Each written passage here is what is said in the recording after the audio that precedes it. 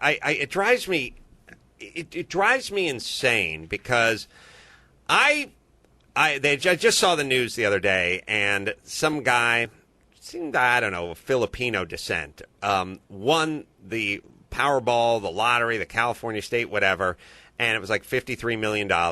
And the story was that he didn't know it for 2 or 3 weeks, and he was watching television, watching the surveillance footage of him buying it at the liquor store and recognized himself, and then still had the ticket, never checked it out, blah, blah, blah.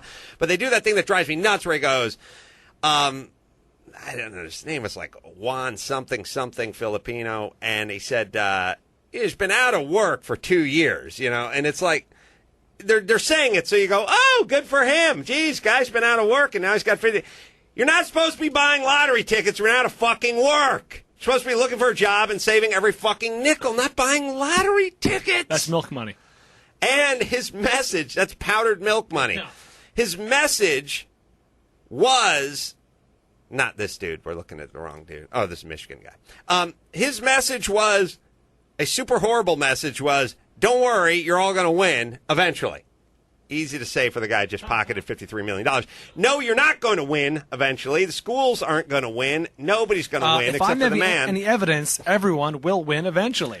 And if you're going to sell someone lottery tickets, look, you want to buy a pack of cigarettes, they want to see ID. You want to buy a bottle of booze, they want to see ID. You want to buy a lottery ticket, I want to see your recent work stuff. That's good. Why not? Hey, you want to go out and buy anything else, they want to know you're employed. Yeah. I want to know you're fucking gainfully employed. You should not, if you've been out of work for a year, there's a very good chance that you're on unemployment or welfare or whatever, or some sort of assistance. Thus, that's my money, bitch. That's my money that's going toward your whatever. You should not be able to buy lottery tickets when you're not employed. Look, you can't buy cigarettes, chewing tobacco, and Cutty Sark with welfare or food stamps. You just certain things. They just went, well, look, we're not going to. You cannot buy. You can't buy fondue. You can't. I guess they just went. Look, you're on. You can buy government fondue. Yeah, you're on food stamps, and we'd like you to buy the necessities, but you cannot have. You can't buy cigarettes with food stamps. All right, good. Does everyone agree conceptually with that? All right, we agree. Well, then, if you agree conceptually, here's the dude. If you agree conceptually with the fact that you cannot buy malt liquor and cigarettes with food stamps, then you agree conceptually with rules being placed upon people that are getting government assistance. His name is Vladimir Agnite. Which is, I was trying to, all I could come up with was Filipino on Vladimir Agnite. Oh. Yeah. He looks it. I don't know what, I don't know, but maybe he's Hispanic. I was got to figure out what that is. And by the way, a tiny bit like Bobby Lee. Yeah, I want some color coding with these nationalities, and I'm not just talking about their skin. I mean a windbreaker, because I'm confused. I don't know what you are.